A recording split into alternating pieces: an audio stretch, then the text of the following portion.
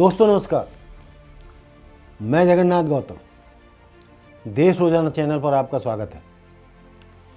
दोस्तों, आज मैं पहली बार एक ऐसा मुद्दा उठा रहा हूं जो मैंने इस मंच से पहले कभी नहीं उठाया, और वो है भारत पाक संबंधों का। जैसा कि आपको विदित है कि अभी 2 दिन पहले ही नवाज शरीफ लंदन से पाकिस्तान लौटे, और पाकिस्तान लौटने पर जो उनका स्वागत किया गया, लाखों की भीड़ मीनारे पाकिस्तान के मैदान में उमड़ी, वो कुछ कहानी अलग ही कह रही है। मेरा मुद्दा ये है कि जब नवाज शरीफ पाकिस्तान के प्रधानमंत्री थे तो हमारे मोदी जी ने 2014 में अपने शपथ ग्रहण समारोह में, जब वो प्रधानमंत्री पद की शपथ ले रहे थे, तो उन्होंने नवाज शरीफ को दिल्ली शपथ ग्रहण समारोह में बुलवाया था। तो इस घटना से ऐसा लगा था कि कहीं ना कहीं कोई मोदी जी और नवाज शरीफ के बीच ऐसी अंडरस्टैंडिंग है कि भारत पाक के संबंध जो वर्षों से लगभग कभी पटरी पर नहीं आए, वो पटरी पर आने लगे हैं और भारत पाक संबंध सामान्य हो जाएंगे। शायद दोस्ती वाले हालात बन जाएंगे और कश्मीर के मुद्दे को भी सुलझा लिया जाएगा। लेकिन दोस्तों, ऐसा कोई आसान काम ये है नहीं। मोदी जी ने अपने प्रयास जारी रखे, और वो जब अफगानिस्तान की यात्रा पर गए थे तो वहाँ से लौटते हुए वह अचानक लाहौर में नवाज शरीफ के घर होने वाली एक शादी समारोह में जा पहुँचे। उन्होंने वहाँ नवाज शरीफ की माताजी के पैर छुए, उनको तोहफे भी भेंट किए। उसके बाद तो ये बिल्कुल तय हो गया था कि भारत पाक के संबंध तेजी से सुधर रहे हैं, और भारत के प्रधानमंत्री का पाकिस्तान जाना अपने आप में बहुत बड़ी बात है, और वो भी बिना किसी प्लानिंग के। लेकिन दोस्तों, यही टर्निंग पॉइंट था, यही जो भारत पाक की दोस्ती थी, मोदी और नवाज शरीफ की दोस्ती थी, जो वो मामूल पर लाने के लिए भारत पाकिस्तान के रिश्तों के लिए एक माहौल बना रहे थे। लेकिन ये माहौल और ये दोस्ती पाकिस्तान फौज को गवारा नहीं हुई, उसके गले के नीचे नहीं उतरी। और उन्होंने क्या किया कि नवाज शरीफ को जेल में डाल दिया, और चुनावों में उन्होंने नौसिखिए इमरान खान की मदद करके उसको गद्दी पर बिठाया, पाकिस्तान का प्रधानमंत्री बनाया। लेकिन वो अनुभवी नहीं था। बहुत देर तक सेना से उसकी पटी नहीं, उसने सेना के खिलाफ ही बगावत शुरू कर दी, और जब सेना के खिलाफ, पाक फौज के खिलाफ इमरान खान ने बगावत की, तो पाकिस्तान की फौज ने उसको भी जेल में पहुंचा दिया। आप लोग सोचते होंगे कि पाकिस्तान की फौज भारत पाक रिश्ते क्यों नहीं सुधरने देती, दोस्ती क्यों नहीं होने देती, हर समय क्यों दुश्मनी रखना चाहती है। तो दोस्तों, जिन लोगों को पता नहीं है, शायद नई उम्र के युवकों को पता ना हो, तो दोस्तों है क्या, पाकिस्तान में शुरू से ही नाम के लिए लोकतंत्र रहा है, लेकिन उस लोकतंत्र के पीछे, एक नागरिक सत्ता के पीछे, हमेशा पाक फौज सत्ता को चलाती रही है, अपनी उंगलियों पर नचाती रही है, चुने हुए प्रधानमंत्री को भी अपनी उंगलियों पर नचाती रही है, और कभी भी उसने भारत पाक संबंध नॉर्मल नहीं होने दिए। अब आप कहोगे कि भाई पाकिस्तान की फौज क्यों नहीं चाहती? पाकिस्तान की फौज इसलिए भारत के साथ संबंध नहीं चाहती, बढ़िया दोस्ती नहीं चाहती, क्योंकि पाकिस्तान की फौज पाकिस्तान में या तो सीधे सीधे कोई भी जनरल उस पे सत्ता पे कब्जा कर लेता है, या पाकिस्तान फौज पर्दे के पीछे से सरकार चलाती है। कोई भी चुना हुआ प्रधानमंत्री अपने मन माफिक भारत के साथ संबंध नहीं रख पाता और उसका दखल सत्ता में बराबर रहता है। जबकि हमारे हिंदुस्तान में, भारत में, जो पाकिस्तान से कई गुना बड़ी आर्मी है, फौज है, और बहुत शक्तिशाली फौज है, और आज की तारीख में तो इतनी शक्तिशाली है कि पाकिस्तान की फौज कहीं ठहरती ही नहीं है। अब उसको ये पता चल चुका है, पाकिस्तान की फौज को, कि हम भारत की फौज का सामना नहीं कर सकते। वहाँ की आर्थिक हालत बहुत खस्ता है, लोग एक पाव पाव रोटी के लिए भटक रहे हैं, महंगाई हिंदुस्तान से कई गुना ज़्यादा है, डॉलर बहुत महंगा है, डीजल पेट्रोल बहुत महंगे हैं, आटा चावल दाल सब्जी आम जनता की पहुंच से बाहर हो चुकी है। जब इतनी हालत खस्ता हो गई है तो पाकिस्तान की फौज के लिए भी हलवा पूरी खाने के लिए नहीं बची। अब वो इस स्थिति में नहीं है कि एक लोकतांत्रिक सरकार से वो मोटा फंडिंग फौज के लिए करवा सके। जब है ही ठन गोपाल पाकिस्तान की स्थिति, आर्थिक स्थिति ठन गोपाल हो गई है, तो पाक फौज को भी लाले पड़ रहे हैं। उनका ये मानना है कि उनके टैंक, लड़ाकू विमान और सब जंग खाए पड़े हैं। हमारे हथियार जो है ऐसे नहीं है कि हम भारत से कोई जंग जीतना तो दूर की बात है, लड़ सके। तो एक तरीके से पाकिस्तानी फौज ने भारत की फौज के सामने हथियार डाल दिए हैं। इसीलिए जो पिछले पाक फौज के जनरल थे, जो जनरल बाजवा, तो उन्होंने भारत के सामने प्रस्ताव रखा था कि कश्मीर के मामले को 20 साल के लिए खुंटी पर टांग दीजिए और हमें जो है अपने दोस्ताने रिश्ते बनाने चाहिए, हमें आर्थिक रिश्ते बनाने चाहिए, व्यापार के रिश्ते बनाने चाहिए, जिससे दोनों देशों का, दोनों मुल्कों का भला होगा, दोनों की तरक्की होगी और दोनों की गरीबी हटेगी। जबकि इस बात को मोदी जी पहले कह चुके थे कि हमें जो है आपस में फौजों को लड़ने की ज़रूरत नहीं है, हमें गरीबी से लड़ने की ज़रूरत है, और गरीबी से लड़के और दोनों देशों की गरीब जनता का जीवन स्तर उठाकर ही हम अपने अपने मुल्कों का भला कर सकते हैं। लेकिन उस समय पाक फौज को और वहाँ के रहनुमाओं को ये बात मोदी जी की समझ में नहीं आई थी।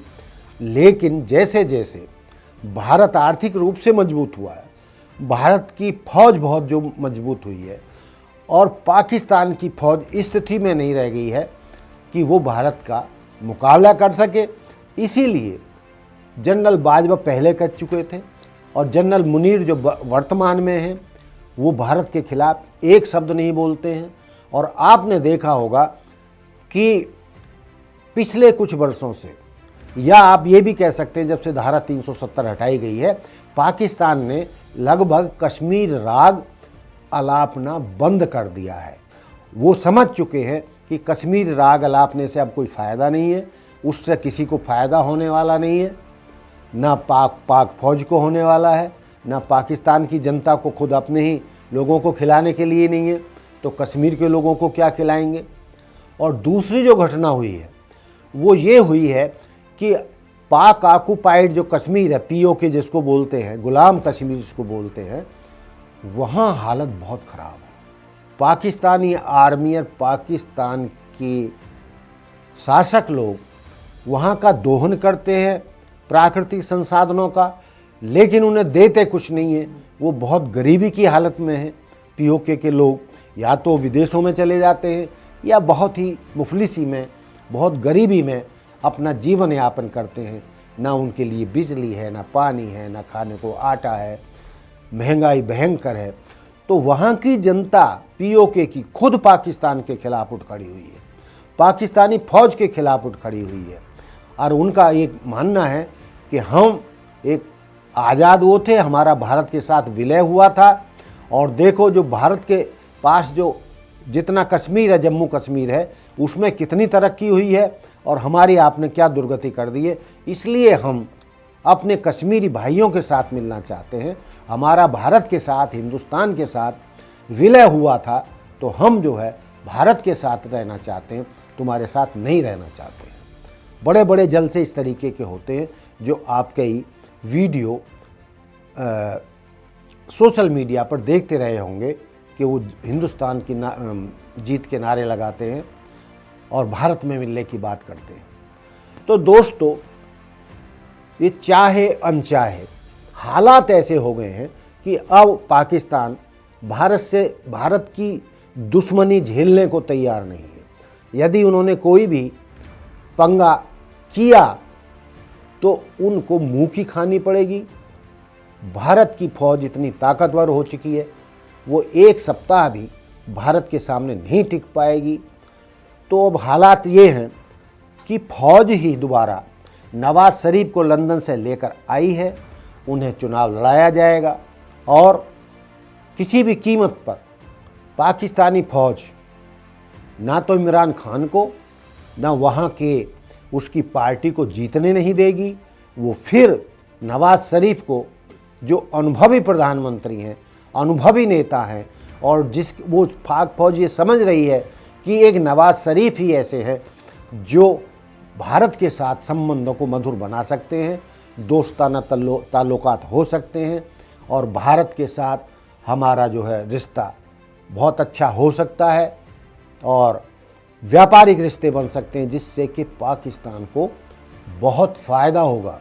वहाँ की गरीबी मिटेगी, क्योंकि सब चीज़ें जो है बहुत सस्ती उन्हें मिल जाएंगी, जो उन्हें विदेशों से मंगानी पड़ती हैं या भारत से ही वाया दुबई वगैरह दूसरे देशों के माध्यम से मंगानी पड़ती हैं, जो उन्हें दुगने तिगने दामों पर मिलती हैं। जबकि हमारा बॉर्डर एक है, सीधे बाघा बॉर्डर से व्यापार पहले भी चलता था, अब भी शुरू हो सकता है। उससे पाकिस्तान के हालात बहुत सुधर सकते हैं और मेरा ऐसा मानना है, और भारत पाक संबंधों को जानने वाले विद्वानों का ऐसा मानना है कि पाकिस्तान अब भारत की दुश्मनी झेल नहीं सकता और नवाज शरीफ को लाया इसलिए जा रहा है, दोबारा सत्ता में इसलिए लाया जा रहा है कि एक वही शख्स ऐसा है जो भारत के साथ या मोदी जी के साथ बैठकर भारत पाक संबंधों को मामूल पर ला सकता है,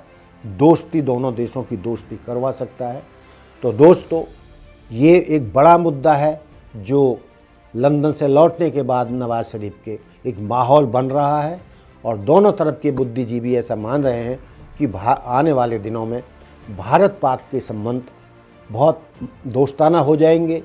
और हों भी क्यों नहीं, पाकिस्तान के कई बड़े पत्रकार, कई विद्वान, वो सब ये मानते हैं कि भारत और पाक एक ही कौम है।